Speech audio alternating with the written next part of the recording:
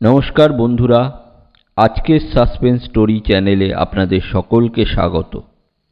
আমাদের গল্পগুলো আপনাদের যদি ভালো লেগে থাকে তাহলে অবশ্যই আমাদের চ্যানেলটিকে সাবস্ক্রাইব করে আমাদের পাশে থাকবেন। আজকের গল্প নিরুত্তর, লেখক শরদিন্দু বন্দ্যোপাধ্যায়। উত্তরাঞ্চলের একটি শহরে আমি কিছুদিন বাস করেছিলাম।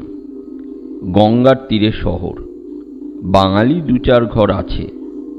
আমার কিন্তু কেবল একটি বাঙালির সাথেই ঘনিষ্ঠতা হয়েছিল। তার নাম নৃসিংহ পাল। আমার বাড়ির পাশেই ছোট একটা বাড়িতে তিনি বাস করতেন। নৃসিংহবাবুর মতন এমন কদাকার চেহারা খুব কম দেখা যায়। গরিলার মতো পাশবিক একখানা মুখ, ছোট ছোট ক্রূর চোখ, মাথার চুল পেকে সাদা হয়ে গিয়েছে, তবু শোরকুচির মতো খাড়া হয়ে আছে।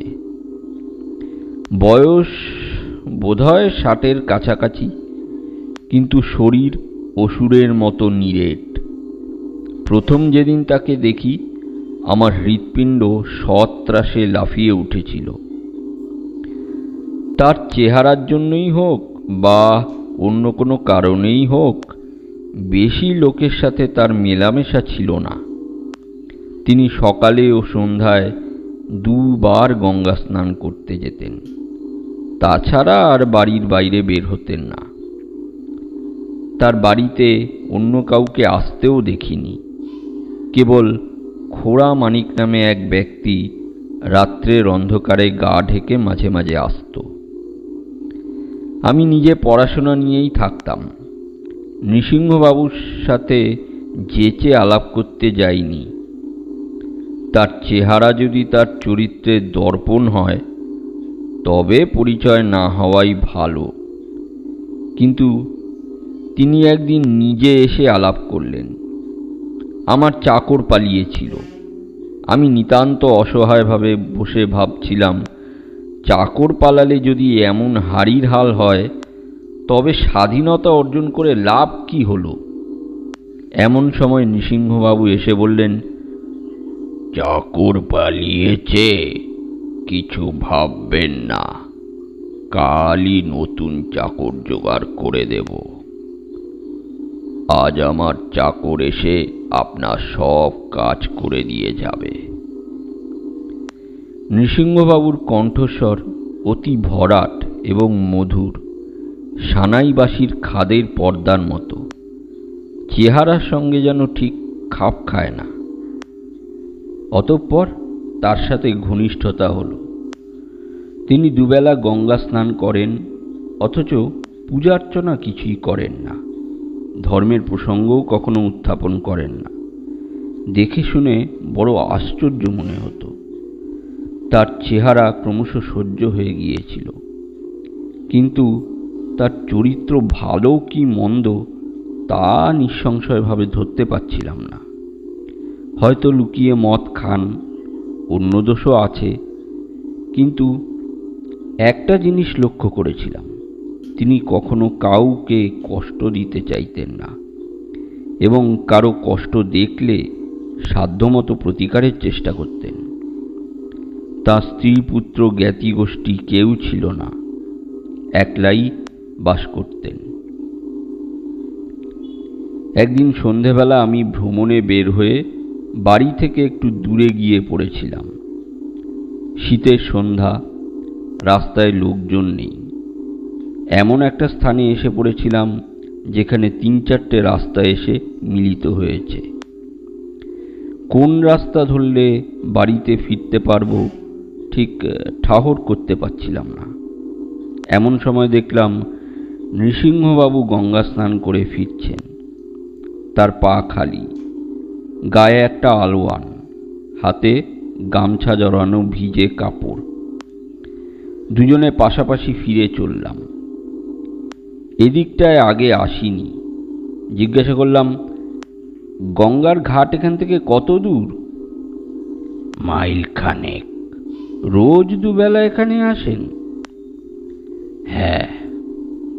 একটু বিস্মিতভাবে প্রশ্ন করলাম, কাছাকাছি অন্য ঘাট আছে, সেখানে যান না কেন? তিনি বললেন, এটা শ্মশান ঘাট, এখানে আসি। হঠাৎ মনে হলো কাপালিক নাকি, কিন্তু কই, রুদ্রাক্ষের মালা, সিঁদুরের ফোঁটা, এসব তো কিছুই নেই। খানিকক্ষণ নীরবে চললাম। বেশ অন্ধকার হয়ে গিয়েছে। তার উপর পথের পাশে বড় বড় গাছ।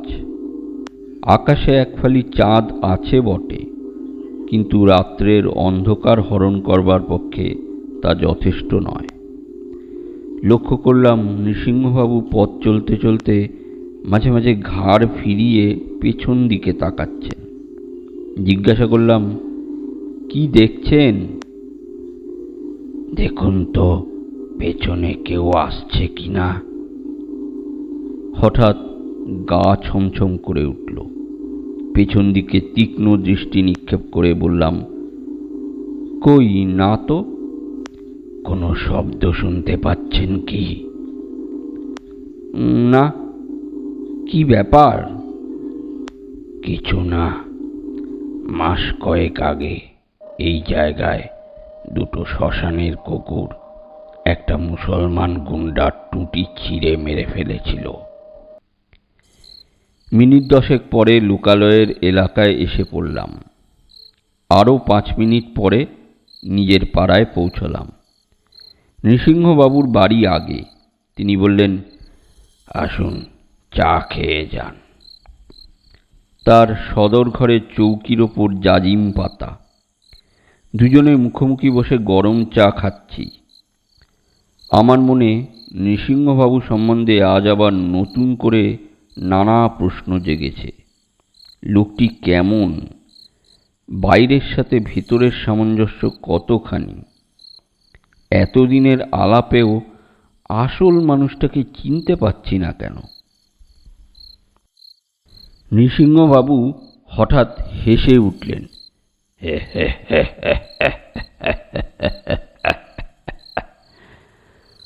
তার হাসির আওয়াজ যেমন বংশী মধুর, হাসলে তার মুখের ভাব হয় তেমনি দ্রংষ্টা করালো।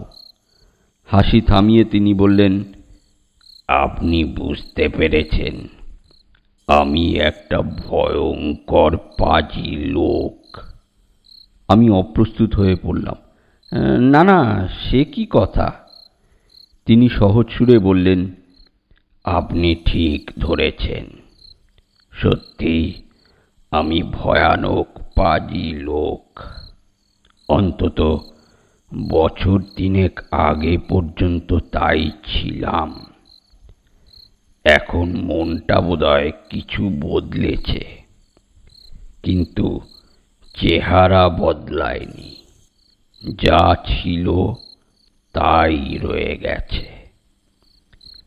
নৃসিংহবাবু নির্বিকার চিত্তেই কথাগুলো বললেন। আমি কিন্তু বিশেষ অপ্রতিভ হয়ে পড়লাম। চায়ের পেয়ালা মুখের কাছে তুলে লজ্জা ঢাকা দেওয়ার চেষ্টা করলাম। তিনি বলে চললেন, পরমা প্রকৃতি আমার সর্বাঙ্গে প্রকৃত পরিচয়ের ছাপ মেরে পৃথিবীতে পাঠিয়েছিলেন। আমিও তার সঙ্গে বেইমানি করিনি। এমন দুষ্কর্ম নেই যা করিনি। জগাই মাধাই আমার কাছে দুগ্ধপোষ্য শিশু। এইভাবেই জীবন কেটে যাচ্ছিল। তারপর একদিন একটা সামান্য ঘটনা ঘটল। তার ফলে সব উলট পালট হয়ে গেল। ভাববেন না যে মনের দৃষ্টিভঙ্গি বদলে গেল, কিংবা রাতারাতি সাধু সন্ন্যাসী হয়ে পড়লাম। দৃষ্টিভঙ্গি বদলায়নি বেশি, আসলে বদলেছে এই জলজ্যান্ত পৃথিবীটা। শুনলে আশ্চর্য হবেন, সেই কথাই আজ আপনাকে বলবো। বলুন। এই সময় একটু বাধা পড়ল। বাইরের দরজা ভেজানো ছিল, সেটা কারো লঘু করস্পর্শে খুলে গেল এবং একটা মানুষের মুখ ভেতরে উকি মারল।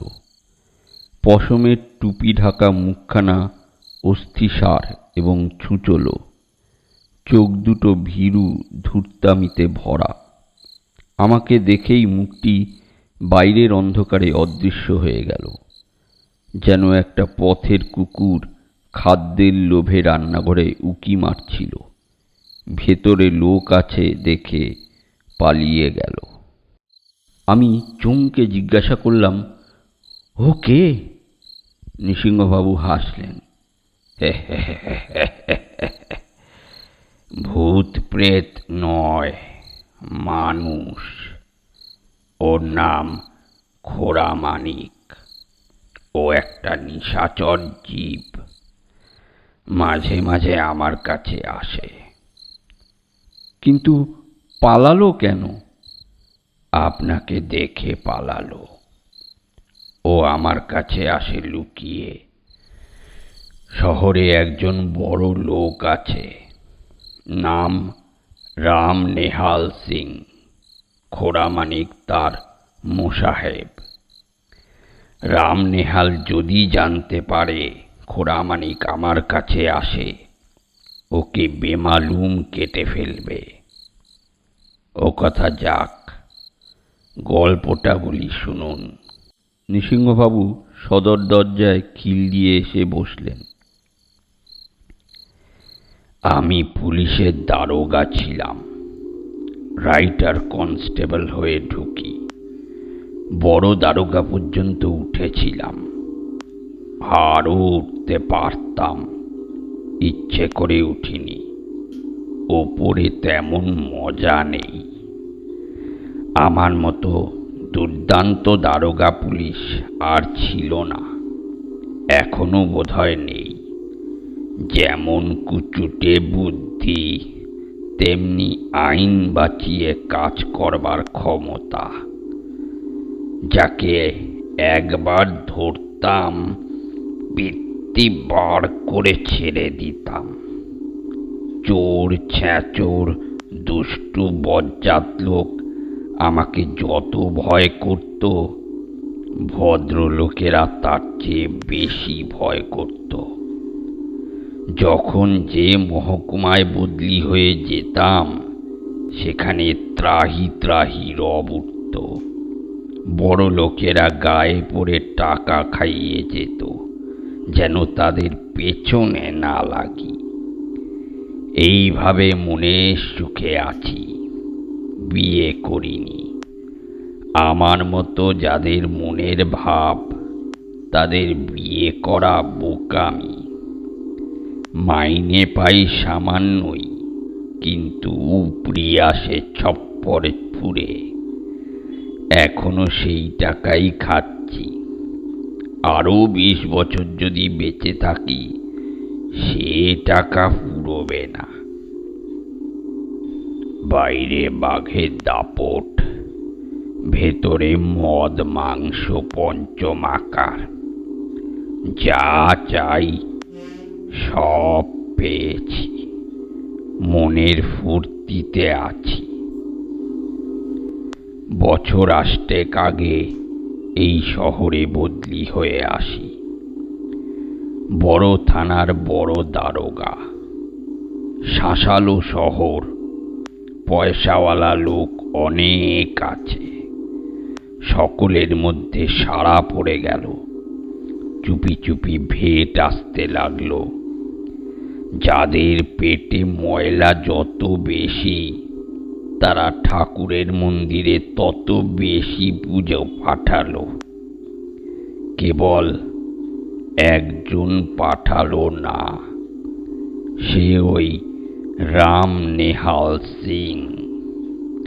রাম নেহাল সিংয়ের জমিদারি আছে, সুদের কারবারও করে, অঢেল টাকা। সে তেউড়ে বসে রইল, কিচ্ছু দিল না। মাসখানেক পরে একটা মামুলি কাজের অছিলায় তার বাড়িতে গেলাম। ইশারায় জানালাম টাকা চাই। সে স্পষ্ট মুখের ওপর বললে, তোমার মতো দারোগা ঢের দেখেছি, যা পারো করো গিয়ে। এসপি আমার হাতের মুঠোর মধ্যে। মনে মনে বারুদ হয়ে ফিরে এলাম। দাঁড়াও চাঁদু, তোমাকে দেখাচ্ছি এসপি বড় না নার্সিং দারোগা বড়।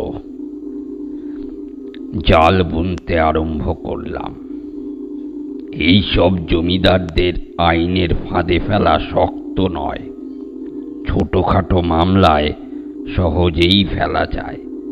কিন্তু আমি ঠিক করেছিলাম, রাম নেহাল সিংকে এমন মার দেব যে আর কখনো মাথা তুলে দাঁড়াতে পারবে না। একেবারে শির দ্বারা ভেঙে দেব। খোড়া মানিক, যাকে এখনই দেখলেন, সে তখনও রাম নেহালের মোসাহেব ছিল। রাম নেহালের যত নোংরা কাজ সেই করত। তাকে একদিন ধরে ফেললাম। থানায় ডাকলাম না, বাড়িতে ডেকে এনে বললাম, সে যেসব কাজ করছে তার জন্য তাকে 5 দফায় 10 বছর জেলে পাঠাতে পারি। খোড়ামানিক পা জড়িয়ে ধরল। সেই থেকে খোড়ামানিক হলো আমার গোয়েন্দা গুপ্তচর। লুকিয়ে রাত্রিরে এসে আমাকে রাম নেহালের হাঁড়ির খবর দিয়ে যেত। ওর মনে এমন ভয় ঢুকিয়ে দিয়েছিলাম যে সে ভয় ওর এখনো যায়নি। আমার এখন চাকরি নেই, কোনো ক্ষমতা নেই, কিন্তু ওর বিশ্বাস ইচ্ছে করলেই আমি ওকে জেলে পাঠাতে পারি। তাই মাঝে মাঝে আসে, খবর নিয়ে যায়। সে যাক, 1.5 বছর ধরে ধীরে ধীরে একটা মোকদ্দমা খাড়া করলাম। মোকদ্দমা নয়, একটি নিখুঁত শিল্পকর্ম। রাম নেহালের ছেলের বয়স তখন 19-20। সে বাজারের এক বেশ্যাকে খুন করেছে। সাক্ষী সবুত, দলিল দস্তাবেজ একেবারে নিরেট। কোথাও বেরোবার পথ নেই। রাম নেহালের ছেলের 14 বছর জেল হয়ে গেল।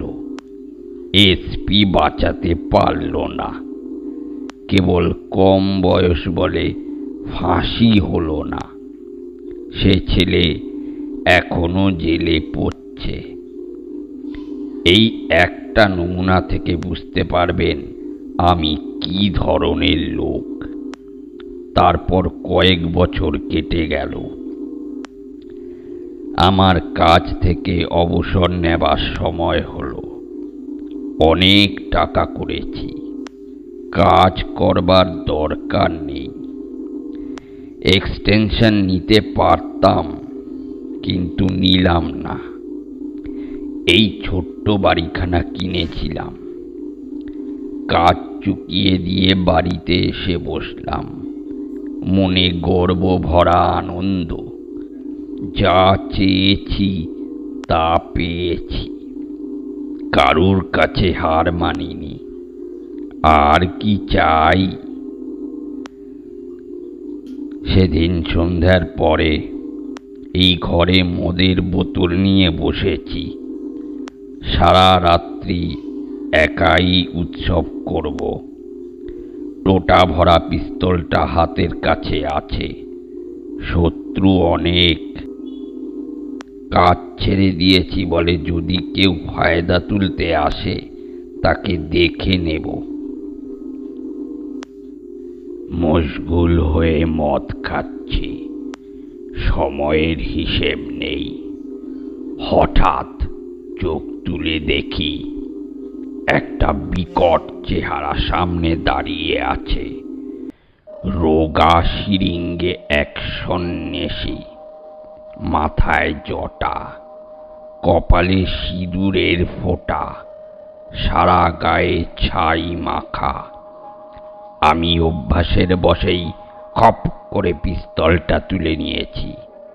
সন্ন্যাসী ধমক দিয়ে উঠল, বন্দুক রাখ। কি গলার আওয়াজ, যেন তোপ দাগল। বললে বিশ্বাস করবেন না, পিস্তল আমার হাত থেকে খসে পড়ল। আমি ভেড়ার মতো তাকিয়ে রইলাম। সন্ন্যাসী তখন বললে, তোর সময় হয়েছে। রোজ দুবেলা গঙ্গা স্নান করবি আর মার নাম করবি, মদ খাবি না, আর বুধবারে দাড়ি কামাবি না। আমি এবার হো হো করে হেসে উঠলাম।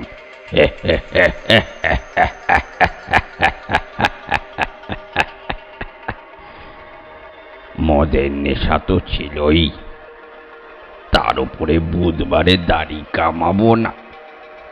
অনেকক্ষণ ধরে হাসলাম।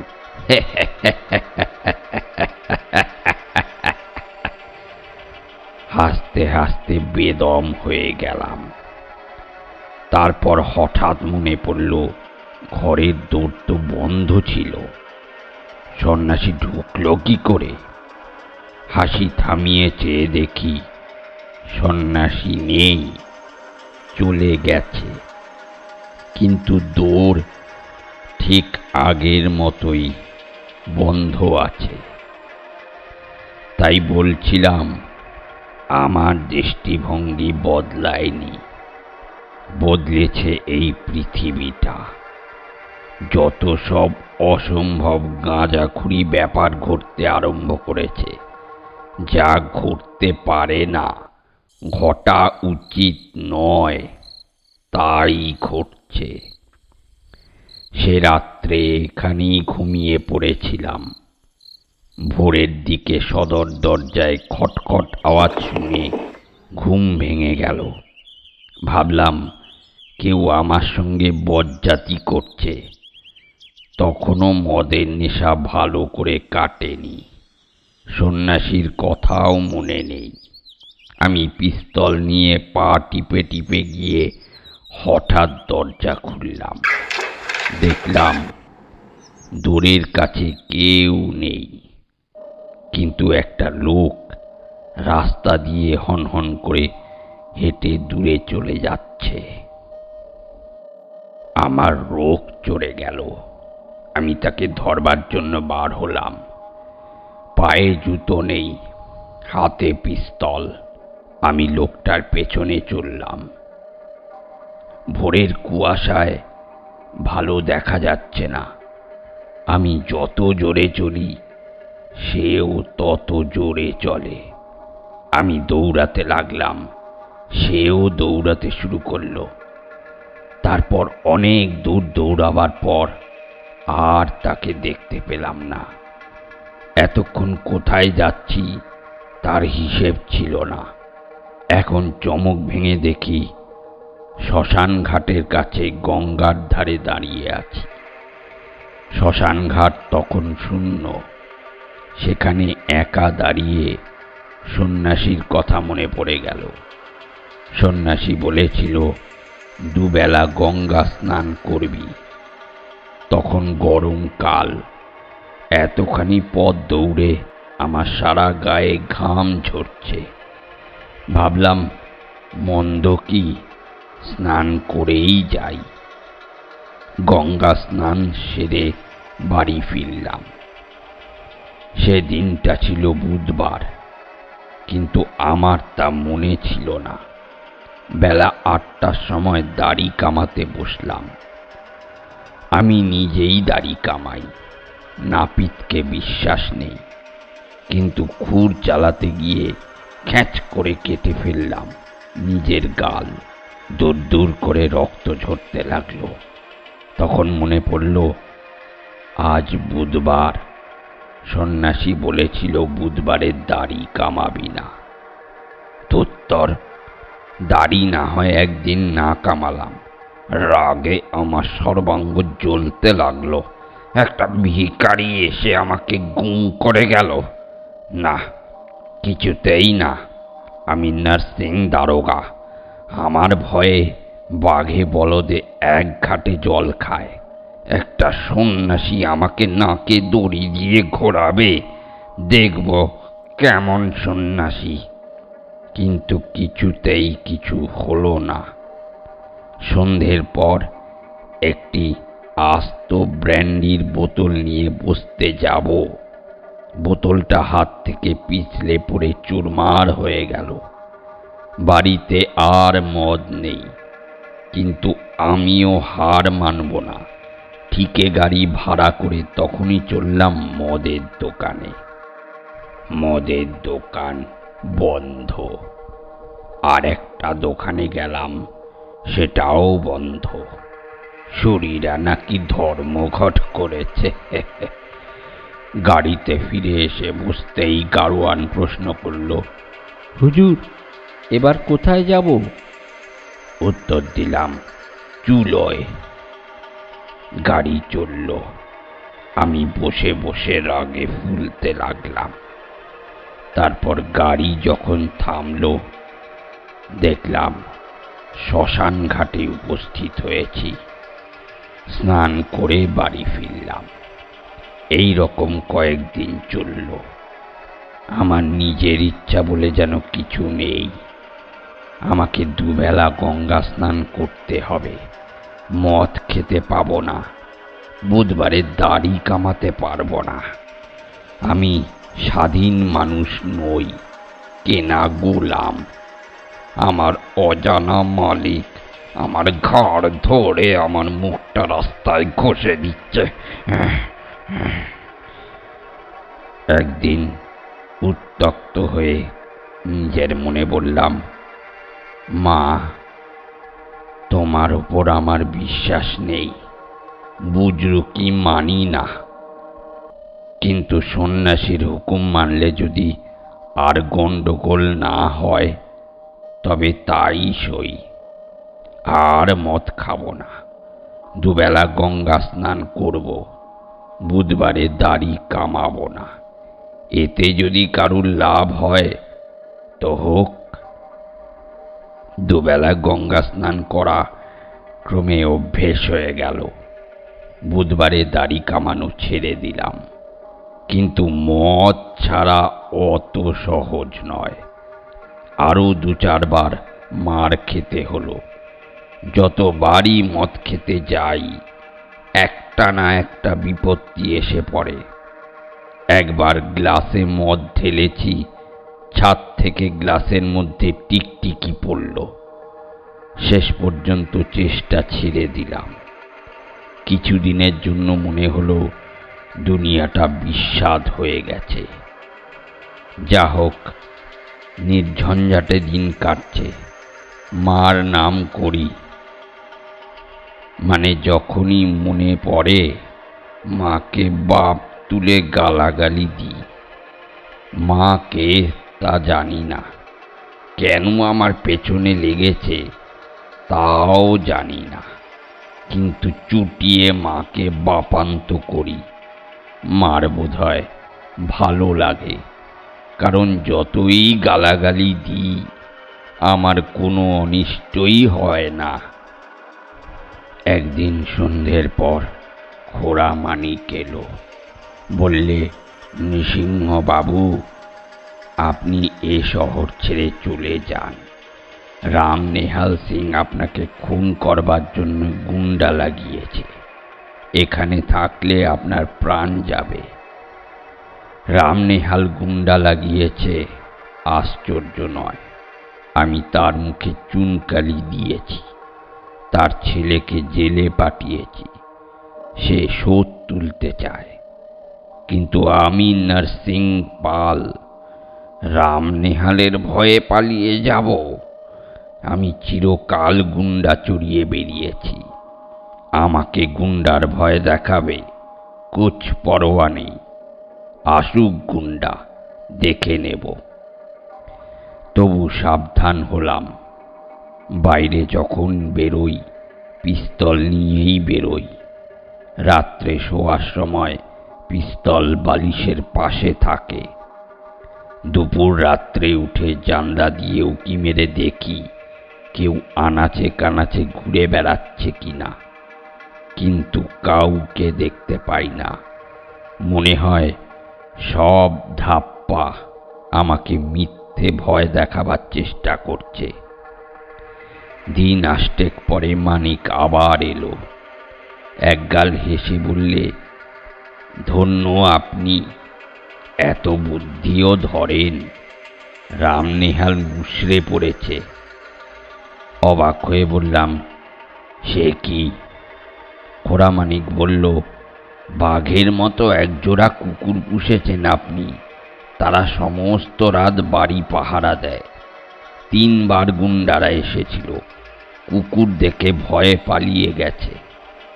আমি নিজের কানে শুনেছি তারা রামনেহালকে বলছে, কুকুর নয় হুজুর, সাক্ষাৎ দুটো যমদূত। খোড়ামানিককে কিছু বললাম না, কিন্তু মনে ভারী ধোঁকা লাগলো। কুকুর এলো কোত্থেকে? তারপর সারা রাত্রি জুতো পাহারা দিয়েছি, কখনো একটা নিরী কুত্তাও দেখতে পাইনি। এ এক আশ্চর্য ব্যাপার। গুন্ডারা কুকুর দেখেছে, আমি দেখতে পাই না কেন? ভাবলাম, গুন্ডারা আমাকে তো চেনে, আমার বাড়িতে ঢুকতে সাহস পায়নি, রামনেহালকে গল্প বানিয়ে বলেছে। তারপর বেশ কিছুদিন নিরুপদ্রবে কেটে গেল। আমি অদৃশ্য কুকুরের পাহারায় নিরাপদে আছি। ভয় কেটে গেল। গঙ্গা স্নানে যাই, তাও পিস্তল নিয়ে যাই না। সেই সন্ন্যাসীর আর দেখা পাইনি। মনে ধর্মভাবও জাগেনি, কিন্তু নিজের মনে মা মা করি। বলি, মা, তুই কে? আমাকে বুঝিয়ে দে। আমার দুনিয়া ওলট পালট হয়ে গেছে, কিছু বুঝতে পারছি না।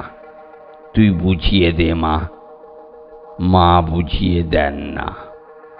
সর্বনাশী আড়ালে দাঁড়িয়ে মজা দেখে। 6 মাস আগের কথা বলছি। খোড়ামানিক এলো, তার মুখ শুকনো। বললে, আপনি নাকি সকাল সন্ধ্যে শ্মশান ঘাটে নাইতে যান? বললাম, হ্যাঁ যাই। খোড়ামানিক বললে, ওরা জানতে পেরেছে হিন্দু গুন্ডারা আপনাকে মারতে রাজি হয়নি। বলেছে আপনি নাকি কাপালি, শ্মশানে সব সাধনা করেন। তাই রামনেহাল মুসলমান গুন্ডা লাগিয়েছে। নাম জানেন বোধহয়, রহিম আর করিম, 2 ভাই। তারা শ্মশানের রাস্তায় আপনাকে ছুরি মারবে। খোড়ামানিক চলে যাবার পর ভাবতে বসলাম, কি করা যায়। গঙ্গা স্নান বন্ধ করা যাবে না, কারণ জানি নিজের ইচ্ছে না গেলে ঘাড় ধরে নিয়ে যাবে। এক পিস্তল নিয়ে যেতে পারি, কিন্তু কেন জানি না পিস্তল নিয়ে গঙ্গা স্নানে যেতে আর ইচ্ছে হলো না। দুর্ভাগ্যে যা হবার হবে। আমার ইচ্ছে তো কিছুই হচ্ছে না, তবে আমি মিছে ভেবে মরি কেন? 2-4 দিন কিছু হলো না। স্নান করতে যাই, ফিরে আসি, আমার পেছনে গুন্ডা লেগেছে তা প্রায় ভুলেই গেলাম। তারপর একদিন সন্ধ্যের পর শ্মশানের দিকটা কিরকম নির্জন হয়ে যায় দেখেছেন তো। ওদিকে ঘরবাড়িও নেই, লোক চলাচল একেবারে বন্ধ হয়ে যায়। আমি স্নান করে ফিরছি, রাত আন্দাজ 8টা। বেশ অন্ধকার হয়ে গেছে। হঠাৎ পিছনে একটা বিকট চিৎকার শুনে আঁতকে উঠলাম।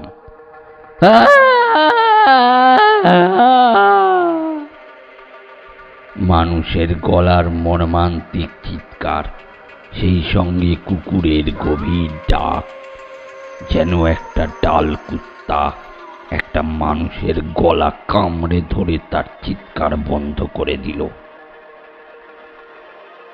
আমি আর দাঁড়ালাম না, টেনে ছুট মারলাম। পরদিন সকালবেলা খবর পাওয়া গেল শ্মশান ঘাটের রাস্তায় রহিম গুন্ডার লাশ পাওয়া গেছে। তাকে শ্মশানের কুকুর নাকি টুঁটি ছিঁড়ে মেরে ফেলেছে। রহিমের হাতে একটা বর্শা ছিল, তবু সে আত্মরক্ষা করতে পারেনি। রাত্রে খোড়া মানিক এলো। রহিমের ভাই করিম রামনেহালকে যা বলেছে তার কাছে শুনলাম। ওরা দুভাই কদিন ধরে আমার জন্যে ওত পেতেছিল। রোজই দেখত একজোড়া কালো কুকুর আমার পেছনে থাকে। কাল রহিম আর করিম রাস্তার ধারেই একটা গাছে উঠে বসেছিল। মতলব করেছিল যেই আমি গাছতলা দিয়ে যাব অমনি বর্শা ছুঁড়ে আমায় মারবে। কুকুর তাদের কিচ্ছু করতে পারবে না। কিন্তু বর্শা ছুটতে গিয়ে রহিম নিজেই পা ফসকে নিচে পড়ে গেল, আর একটা কুকুর এসে ধরল তার টুঁটি। এই পর্যন্ত বলে নৃসিংহবাবু নীরব হলেন। তারপর একটা সুদীর্ঘ নিঃশ্বাস টেনে বললেন, এই আমার গল্প। রামনেহাল আর আমাকে ঘাঁটায়নি, সেই থেকে নির্ভয়ে আছি। এখন আপনি বলুন, এসব কি? অলৌকিক বললে চলবে না, কেন অলৌকিক তা বলতে হবে। সন্ন্যাসী বলেছিল আমার সময় হয়েছে, কিন্তু কি করে সময় হলো? শুনেছি যারা সাধু সজ্জন, যোগী, তপস্বী, ভগবান তাদের দয়া করেন, বিপদে রক্ষা করেন। কিন্তু এ কি? জীবনে আমি একটা ভালো কাজ করিনি। মন্দ কাজ এত করেছি যে তার সীমা সংখ্যা হয় না। তবে বেছে বেছে আমাকে দয়া করবার মানে কি? জোর করে আমাকে মদ ছাড়ানো, গঙ্গা স্নান করানো, আমাকে শত্রুর প্রতিহিংসা থেকে আগলে রাখা, এসব কেন? আপনি বিদ্বান লোক, এর উত্তর দিন। কেন কেন কেন? নৃসিংহবাবু কদাকার মুখে তীব্র জিজ্ঞাসা ভরে আমার পানে চেয়ে রইলেন। আমি তার প্রশ্নের উত্তর দিতে পারলাম না। ভাবলাম হয়তো তার এই তীব্র ব্যাকুল জিজ্ঞাসাই তার প্রশ্নের উত্তর। এতক্ষণ আপনারা শুনছিলেন শরদিন্দু বন্দ্যোপাধ্যায়ের লেখা নিরুত্তর। ভিডিওটা যদি ভালো লেগে থাকে তাহলে অবশ্যই লাইক, শেয়ার, কমেন্ট করে দেবেন। ধন্যবাদ।